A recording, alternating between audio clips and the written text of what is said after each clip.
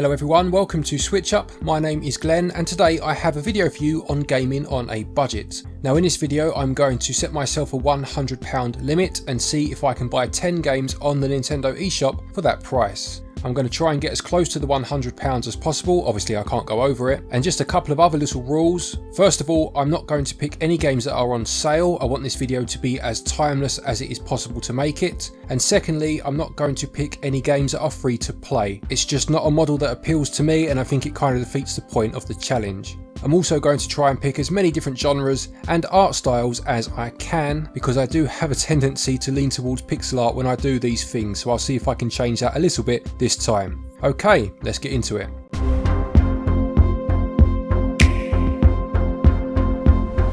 First game I've picked then is a game called Bomber Crew, which costs £11.99 or $14 or Euros 99, and this is a plane simulation game whereby you control the crew of a bomber as you try to take out your enemies. There are a couple of versions of this on the eShop, some slightly higher price, obviously with some DLC included, but I've gone for the base price. This is a game that takes a little bit of getting into because there's quite a bit to learn, but it's actually a lot of fun and quite deep as well.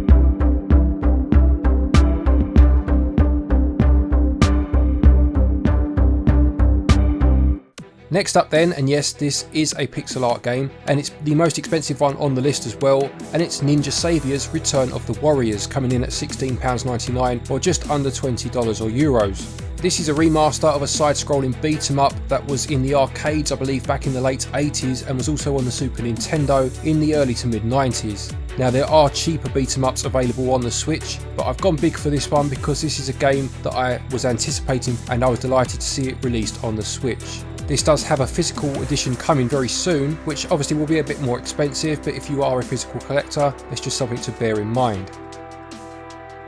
Okay, we've had a couple of relatively expensive ones, bearing in mind our budget, so we're going to have to drop it down in price a bit now, and we're going to go for Doom, the 1993 original, coming in at an unbelievable £3.99 or just under $5 or Euros. Now obviously doing this challenge you do need to temper the higher priced games with a few budget titles as well, but this game for the price you're paying is an absolute classic. Doom 2 is available for the same price, although I prefer the original one myself, and it gets a first person game on the list as well.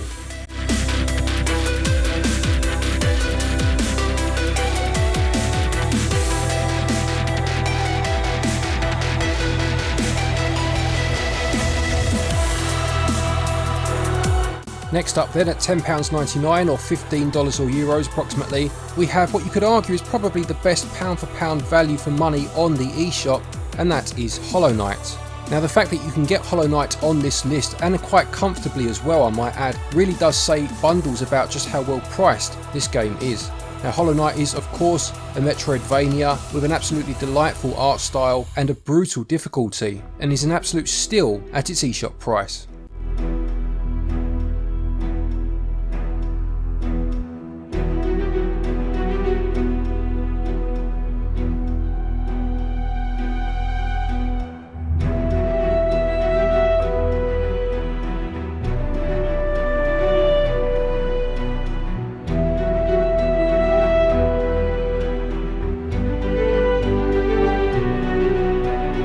The next game, also £10.99, this is Valhalla Cyberpunk Bartender Action. Now this I suppose you could class as a point and click game, an adventure game as well, where you play as a bartender, speaking to the clientele that come into your bar, and the story will progress differently depending on the drinks that you serve them. This is a really interesting concept, and I absolutely love the cyberpunk genre, and again it gets another style of game onto the list.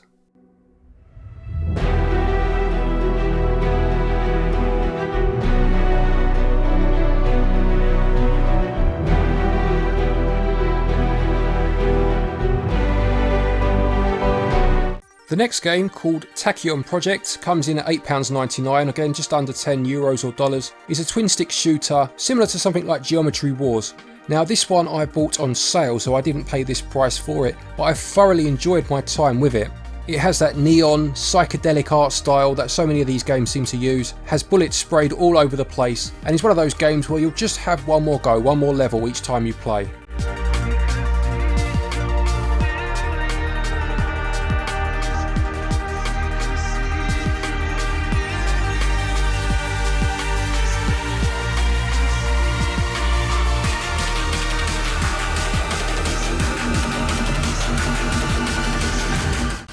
Another game coming in at £8.99 or just under €10 or dollars is a game called Annodyne.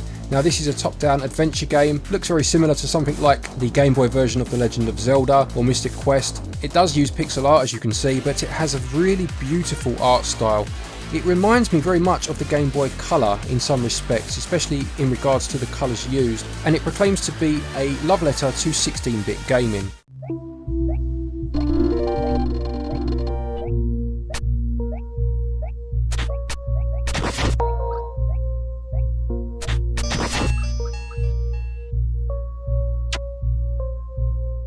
Next game, priced at £16, is Rise Race the Future. Well, I'm certainly stepping away from pixel art with this one. This is of course a racing game set in the future where your vehicles are able to now glide on water as well as land. This is a fantastic game. Only downside with this one, it's worth noting because it is quite a big one, is that it's one player only, which is a real shame because for the price you're paying, the production values are extraordinarily high.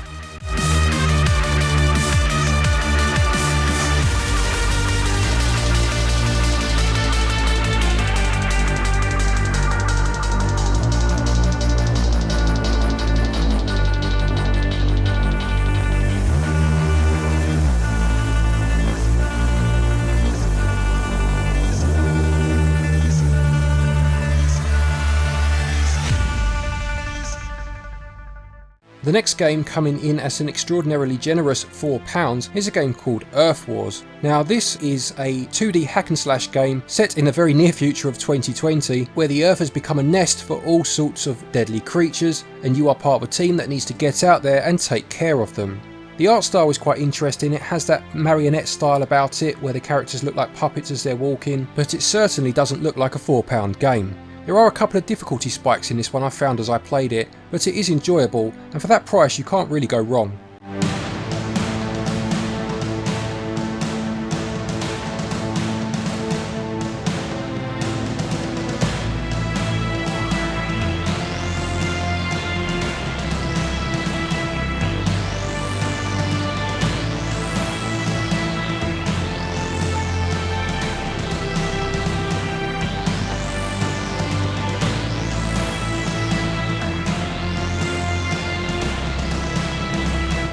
Right, that's 9 games down and I've got about £7 give or take left, so my final pick is going to be a game called Dust Off Heli Rescue 2.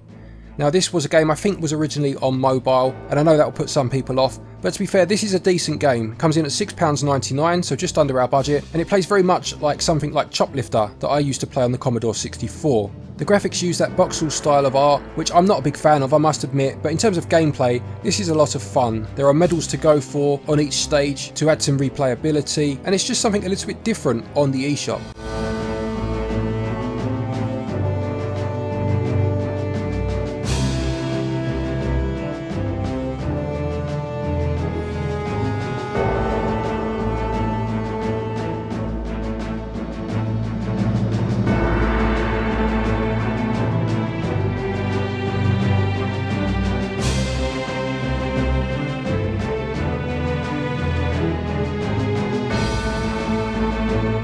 So there we have it, 10 games, and after toting up the prices it came to a grand total of £99.93. So we were within 7p of our budget.